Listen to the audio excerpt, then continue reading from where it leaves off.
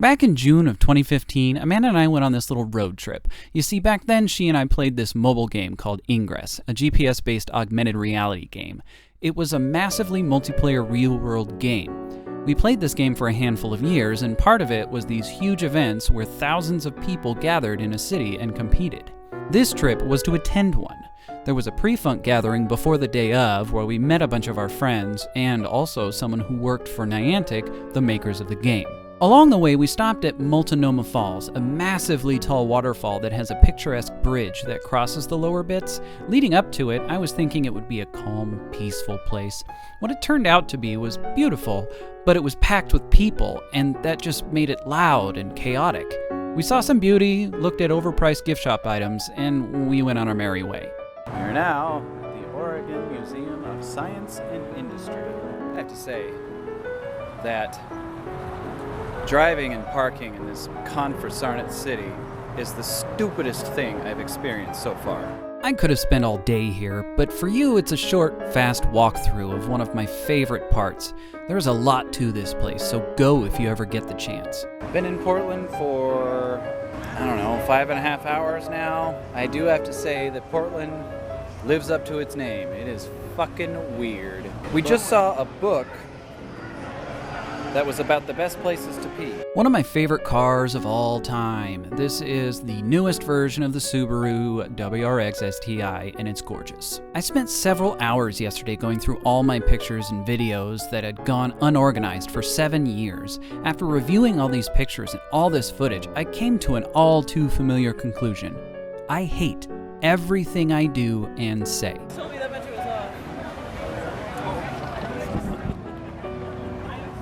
Here we have a wild Andrew in his natural habitat. Outside of a bar? Probably true. We met inside the bar. Thank you. No, when we originally met, when you were still with Catherine, it was outside of Puerto Rico. No, it was inside. You were in the booth. No, Shook your hand from the booth. I was talking to you. The female of the species contests his statement. It is the beginning of a complex mating ritual. Let's take a jump out of this bar, fast forwarding past all the hellos, nice to see yous, and all the narcissistic chatter, past the Motel 6 and on to the next day. Let me summarize this adventure because I feel like there's a greater message to all of this. There were thousands of people split down the middle as far as which side they were playing, blue or green. People branched off even further into smaller groups that all had specific missions. We were with our cohorts in what we called the Bread Faction, an entire group of goofballs who played the game to have fun, and not so much the whole world domination aspect of the game.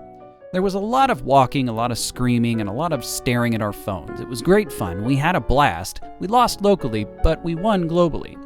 Another huge part of this was the last time I saw a close friend of mine. His name was Joe Philly, and before I ever got a chance to make plans to see him and take a trip, or see him when he comes to Spokane again, he passed away after he suffered a cardiac arrest. He was an employee of Niantic. He and I worked together a handful of times to help stem the bullying in the game, to help fix grossly incorrect game variables, and we even worked together to plan one of his visits to Spokane. He was always smiling, always laughing, and one of the most kind-hearted souls I'd ever met, and I miss him very much. Sad moments aside, I remember vividly having one of the best times of my life at this event. Whether it was being on my feet for 16 plus hours that day or all the finer details. However, here we are 2.5 years later, and watching through all of this hurts. Not in any morose way because of loss or because I'm sad that I can't do it again, but in a way of seeing myself and being completely ashamed of my behavior. It's no secret that I fight issues with my mental health, and one of the shining aspects of it is not just what happens when I'm depressed, but what happens when I let myself be too excited and happy. When I get like that, the excited and happy take over, and I become an ignorant child all over again. Hyperactive, annoying, obnoxious. You might think I'm being overcritical, but I've lost friends because of this. It's a real problem. On the other hand, a lot of people will look back on this, on me, and remember it quite fondly. So I'm torn.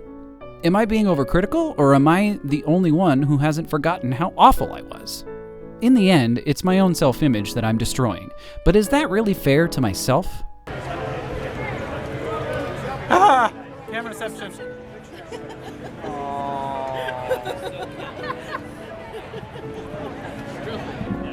We just had a moment.